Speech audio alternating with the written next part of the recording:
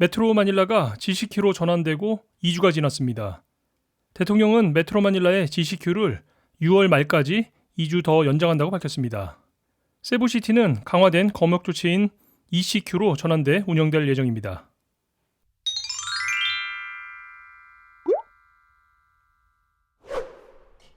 안녕하세요, 알렉스입니다. 지난 6월 1일부터 메트로 마닐라에 적용되어 온 GCQ 조치가 2주간의 기간이 종료되는 시점에서 검역 조치에 대한 두테르테 대통령의 담화가 있었습니다. 대통령의 이런 담화는 늦은 밤중에 시작이 되고 일단 시작하면 한두 시간 훌쩍 시간을 넘기기 때문에 보통은 다음날 아침 대통령의 발언이 정리가 돼서 언론에 공개가 되곤 합니다. 이번에도 역시 같은 상황이었는데요. 발표된 내용을 간단히 정리하자면 일단 이번에 발표된 새로운 조치에서는 메트로 마닐라가 GCQ를 2주간 더 연장하는 것으로 결정이 됐습니다. 그러면 6월 말까지죠.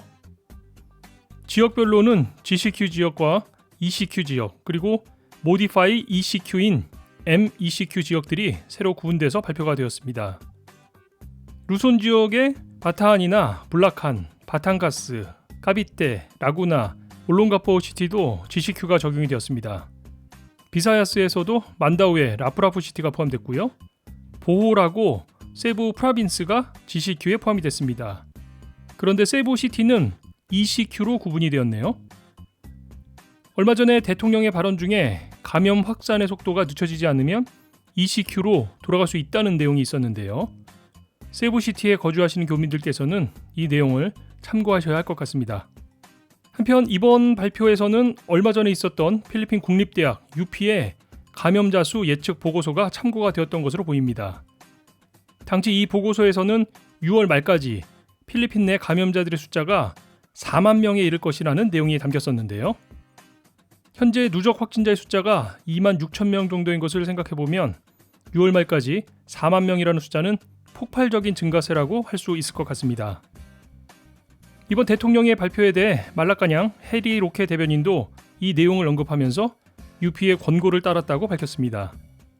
당시 UP에서는 수학적인 계산을 통해서 현재 필리핀의 기초 감염 재생산수 R0의 수치가 1.2라고 밝혔는데요. 여기서 기초 감염 재생산수가 1.2라는 의미는 한 명의 감염자가 평균 1.2명에게 병을 옮기게 된다는 뜻이죠. 감염병이 없는 상태가 0이고요.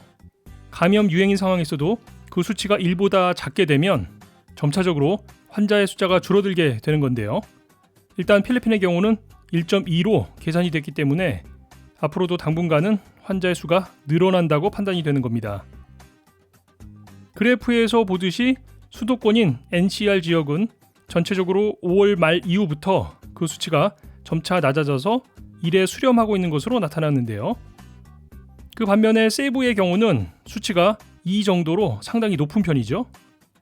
아마도 이번 조치에 UP 보고서에 이런 내용이 반영된 것 같습니다.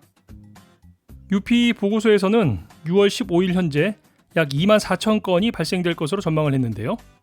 실제로는 2만 6천 명 정도가 감염이 됐으니까 오히려 이 보고서보다 실제 수치가 더 높게 나온 거죠.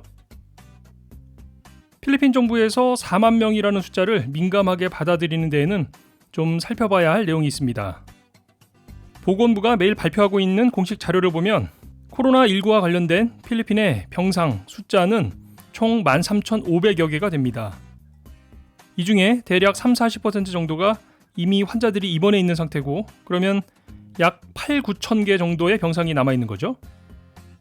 확진자가 2만 6천여 명 중에서 그나마 마일드한 상태의 환자들이 대다수이기 때문에 현재 병상으로도 운영이 가능하긴 합니다만 환자 숫자가 갑자기 4만 명까지 확대가 된다면 문제가 상당히 심각해지겠죠. 오늘 내용은 여기까지 하겠습니다. 거주하고 계신 지역의 지역별 봉쇄 조치에 대해 여러분들의 의견 댓글로 부탁드리겠고요. 채널 구독과 좋아요도 함께 부탁드리겠습니다. 고맙습니다.